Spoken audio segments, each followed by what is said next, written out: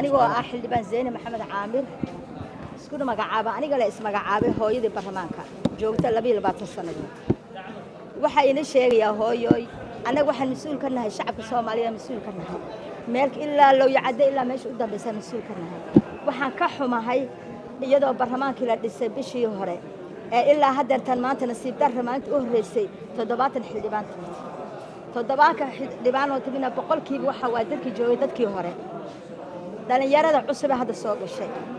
in wax loo sheego aniga waxbaan u sheegayaa ani markaa koo baarlamaanka soo galay waan xiiseenayo nusacana kama maqnaanayno baarlamaanka waa la maqan yahay dadkii ma joogaan waxaan maqlay hadda xildhibaan leh wax dhibaato ma jiraan xal iyo waxaas been waay dhibaato waa jirtaa shacabana matalayo maanta dadka dhagaha korba u hayaan ilaa maanta baarlamaanka Soomaaliyeed shirayo dhagaha kor loo hayaa maxaa ka soo bixi doono xeer hoosaad wax lagu kala shaqeeyo oo nidaam noo degsan weey ani marka waxaan u sheegay xildhibaanada maqan iyo gudoonka labada waxaan rabaa inaan u sheego baarlamaanka maqan ee dhalinyarada ah waa la og yahay baarlamaanka si lagu soo galay maanta si lagu soo galay waa la og yahay dhalinyarada hadday gobolka ka yimaadeenba shacabka kama dhaqarsoono dhibaatooyinka iyo dibka lagu soo galay baarlamaanka is og yihiin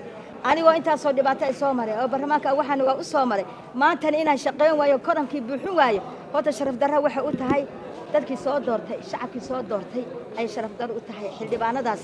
maanta koramka buuxin waaye dadkii soo doortay ay sharaf darro u tahay tan labaad gudoonka waxa weeye markuu sheegayo waa inuu u soo diraa xildhibaanada misad u soo diraa qof kasta u soo diraa telefoonadooda wada haysta inuu ku soo diraan aniga Zeynab waxa la kulmo dadkii dariiqyo xiran oo leeyahay baarlamaanka shiray saasan ku imid marka waxa leeyahay dhalinyarada xildhibaanada hadda soo galow annaga joognaa waxayna sheegno wafdi baxayo tagay baydhabo taga ama galmudug tagayane adiga dantaada ma aha xukuumad baa socoto xildhibaan ma socdo xildhibaanka aad istusinayso gobolka marka tagaysid baarlamaanka dhexdiisa ku metel oo ka hadal dhibaatada heysata xildhibaanada iyo shacabka Soomaaliyeed waxa haysta ka hadal marka waxa weeye saxaafada aad u mahadsantiin aniga maanta waxaan rabaa caray qabatay waligay inta baarlamaanka ku jira 20 sanado xildhibaan 70 xildhibaan oo soo xadirta maanta ay ugu horeysay markaan ugu yarnaa 130 120 ay maan jirtay marka dadkii waa weyn xogaalka meesha waa ka baxeen dhalinyarada Allah idin soo hadeelay waana mahadsantiin